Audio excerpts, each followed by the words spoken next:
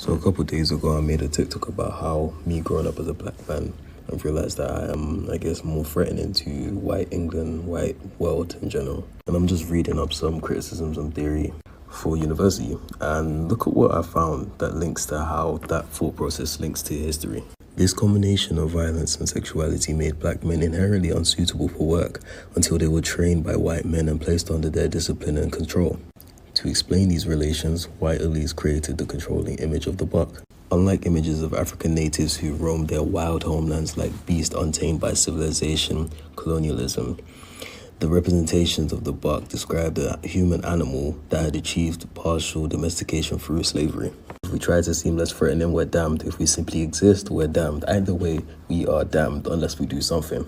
What something is, I'm not sure, but definitely being aware of these issues is. You ain't gotta ask me twice. Now, if you've been here for a while, you've watched the video that I shared that explained the beautiful connection in language between African Americans and Africans. Now, we're speaking specifically what you guys would call Ebonics. That the English in which African Americans speak is the direct translation of our native languages. I'm speaking on behalf of South Africa. Like I did explain, the term "you got me fucked up" is the exact translation to "ungijwayeleka."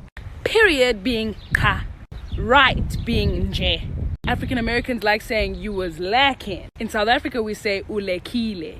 I found another one that amused me so much. In South Africa, we say "uyapapa." In Ebonics, they say "you're doing too much." In Chicago, they use the term Joe when referring to a person. In South Africa, we also say Ejo when we refer to a person. Uyangsugela. I am not the one. Washa. It's Liddy. My dog. Jayam. Shit's fucked up. Hey, I just had a revelation. Some of y'all need Umar. Yep, you know what I'm talking about. I said it. Oh, nah, Prophet, I don't know about that one. You know, he just said a lot of homophobic things. He said things towards interracial marriage. He said a lot of transphobic things. Yes, he did. But you know what I realized? That's the very reason y'all tune in. So I teach about a whole bunch of Pan-African revolutionary thinkers. And as far as this era, Umar get more attention than any of them. And I've come to a conclusion. Umar is Killmonger. Think about it, bro. He's the antagonist. In Black Panther, Killmonger was the only reason shit got done. Killmonger was the reason Wakanda came to Oakland to help us in the hood.